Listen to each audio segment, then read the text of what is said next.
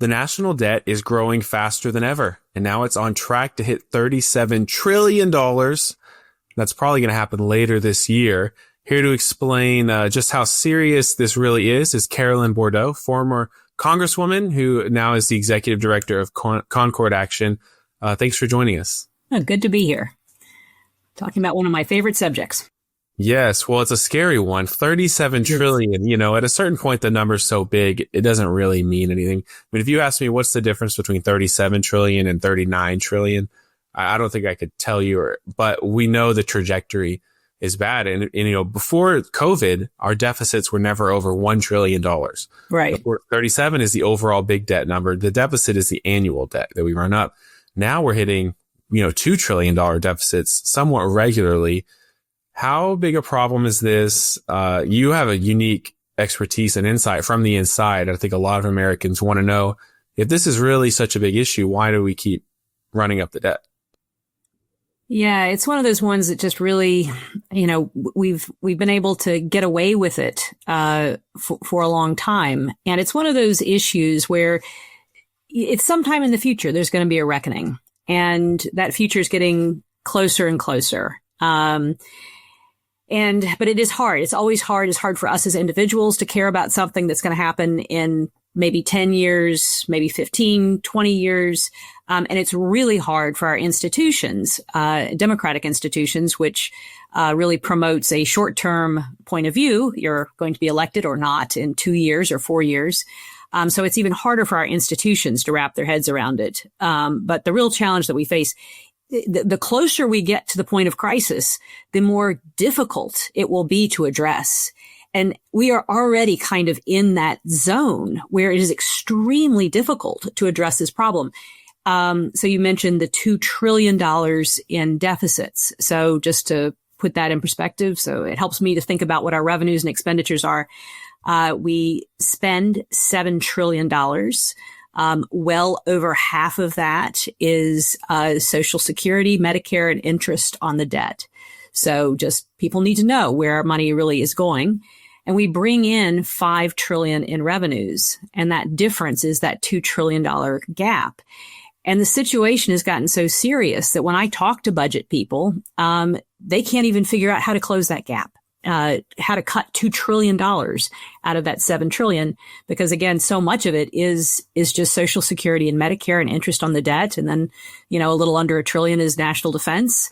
And then, then you have all the other things. You can cut all of those. You can cut every single non-defense discretionary program and still not close the annual deficit. So we're in this really serious period where it's getting very hard to address this problem. So I think a lot of people don't realize this. So even if, kind of controversial, but Doge, even if Doge got all its dreams came true and they trimmed down all this different discretionary spending, all these controversial grants and transgender operas and all these kind of big headline things, even if everything they wanted was cut, we'd still be in a deficit. It's exactly. Not exactly what we need. Yeah. He had what Doge had originally tried to do was to cut $1 trillion, right? So cut our annual deficit in half. He is reporting about 150 billion, right? So you can see the scale, right? That there's a really big difference in scale. And even that number, right? Once you get down into the weeds and start pulling it apart, it could be substantially less. So that's the nature of this problem. We can cut every single non-defense discretionary program, and we're still not even close to closing the national deficit. Okay, some will say, and okay, well, we can cut entitlements a little bit, but just the waste and abuse. On one hand, I think the average American intrinsically believes that there is a lot of waste in the government. And that's just been their experience, whether it's a long line at the DMV or just some headlines they've read. So it's not hard to sell them that there is waste. But even with things like a work requirement, is it possible to trim these entitlement programs substantially without just simply cutting benefits? It's going to be hard, right? Now, I think one of the concerns is that people say, oh, well, you're going to go gut Social Security or you're going to gut Medicare. there are ways to really to pull back, to constrain, to kind of bring those programs under control without ripping out their core purpose, right? So there's ways to, renegotiate. There's ways to, trim some of the spending. This illustration, what it reminds me of, maybe a little colloquial, but I think it will resonate. It reminds me of when you're trying to lose weight and you say things like, I'll start drinking Diet Coke instead of, and you try to make these little changes and you don't actually lose weight. And the only way to really lose weight is to have a whole lifestyle change. And then even when you do lose the weight, sometimes you gain it back. And a lot of the ideas that we hear talked about, it just reminds me of when you're saying, well, I'm going to go low carb for a week or something. And it doesn't feel like systemic long-term change. And there's a little bit of incredulity around, is this ever really going to happen? And will it fix the problem long-term? And as you pointed out, lawmakers don't have an incentive really to make cuts. It used to be the case that at least nominally Republicans were for fiscal responsibility. You don't really hear a lot about that anymore. You were a lawmaker. Yeah. From the inside, is this possible? Do you think that there can be a return to fiscal responsibility? Do you think Democrats are ever going to pick up that mantle? It's just whoever's not in power right. is a fiscal responsibility person until they get majority, and then they're not. Right. So what do you think about that as a former lawmaker? Well, first of all, you are exactly correct. My background is I used to work on the state budget, and then I during the Great Recession, where we really had to make very significant cuts to the state of Georgia's budget to bring it into balance, because of course it has to be balanced, and everybody believes in that concept of getting it balanced. When I ran for office, I was running as a Democrat, and the progressives were like, fiscal responsibility was something that I put on my platform. And a lot of my progressive supporters were like, oh, don't do that. That's something Republicans only support when they are not in power and they want to, try to make Democrats look bad. So yeah, that is a real problem. And when I was there, of course, a lot of Democrats were subscribing to modern monetary theory, which was basically the theory that you can run up the debt whatever you want, and it really is not going to matter.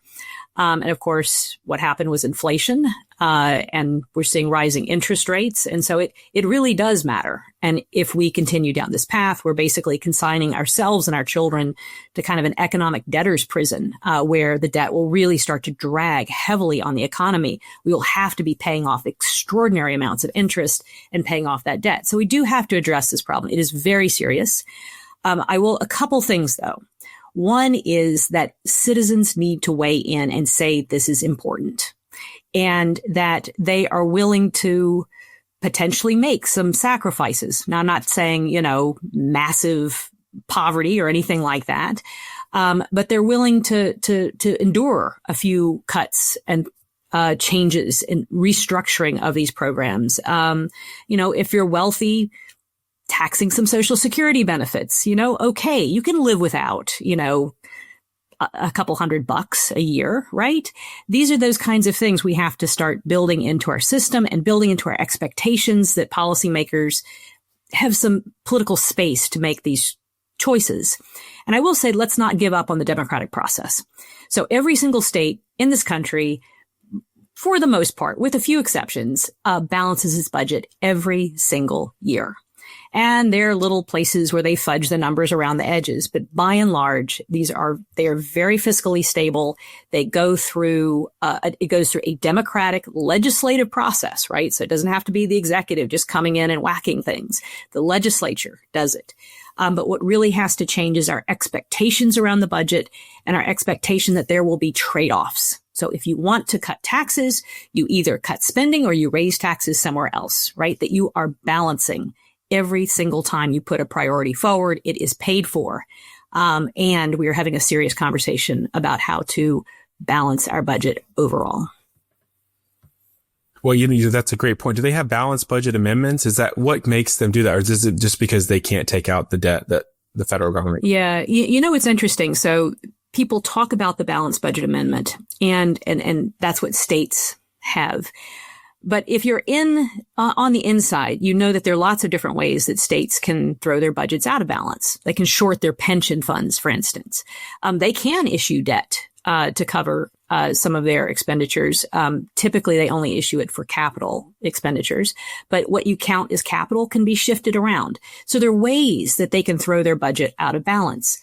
But what is really different is that they have that balanced budget expectation. And it is tied to the legal requirements. So it's very funny. I went in, was working with the legislature in Georgia. I was nonpartisan staff, but largely working with the Republican leadership. And they come into session. They meet for just 40 legislative days.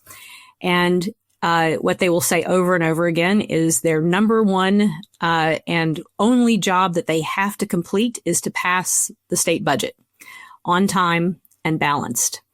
And so it is this expectation. It is a culture of restraint and fiscal responsibility. It is tied, but not 100% to that concept of a balanced budget amendment. It is that is their expectation. And that's really what makes the difference. Yeah, part of the problem is that I think voters kind of expect federal lawmakers or federal officials to sort of solve all the nation's problems, whereas maybe a state official, you expect them to solve the state's problems. But the federal problems are kind of big and unwieldy and unmanageable. And, reining in North Korea, it's kind of impossible things in a way, or closing up the entire border, or these very, very difficult, or solving an opioid epidemic. And these things can kind of get a blank check. Whereas you may not put that same expectation on a state. That's a great point. No. Just go ahead. You can respond to that. So when we cut the state budget, it was a very serious moment during the Great Recession. And Georgia's revenues dropped by 20%. So it went, and it had built its budget over growth, not decline. So basically its base revenues went from 20 billion down to 15 billion. So there were huge choices that had to be made. Now, some of that was filled with federal stimulus funds, but I think they cut around 10% over a prior year baseline. At the federal level, right, 10%, that'd be equivalent to 700 billion over 2 years, basically, would be the equivalent of what they did at the state level. And what they did was, my staff, we prepared the legislators with all sorts of charts. We explained to people what had to happen, and we changed the nature of the debate around the budget to not, should we cut or should we potentially raise revenues? But how should we do this? How should we do this in a way that is fair? And that is the difference. We really need to change the expectations around the federal budget, not to should we get balanced, but how should we balance? There's a lot in Congress right now. There's some interesting new accounting in the Senate where they've changed sort of the current policy baseline to say that extending the Trump tax cuts, they were saying that shouldn't count as a debt. There's a lot of things going on behind the scenes that are very interesting. A lot of Republicans say that they have a frustration that they don't get credit for the extra economic growth and tax revenue of tax cuts. So when you cut taxes, ideally it helps drive economic growth, which then leads to maybe more revenue than would have previously happened because you have more to tax. Maybe not at the levels before the taxes, but some would say actually it is. And so they say that the CBO and other projections chronically overestimate the cost of tax cuts because they don't take these things into account. That's one thing I'd love to hear you respond to. And just generally, if you have to steelman the other argument on this, is there a better way to look at this 5.8 trillion over 10 years, or is it just a straight up a giveaway and making the debt problem worse? So, well, let's start with dynamic scoring, which is what you're referring to, that tax cuts give an economic lift.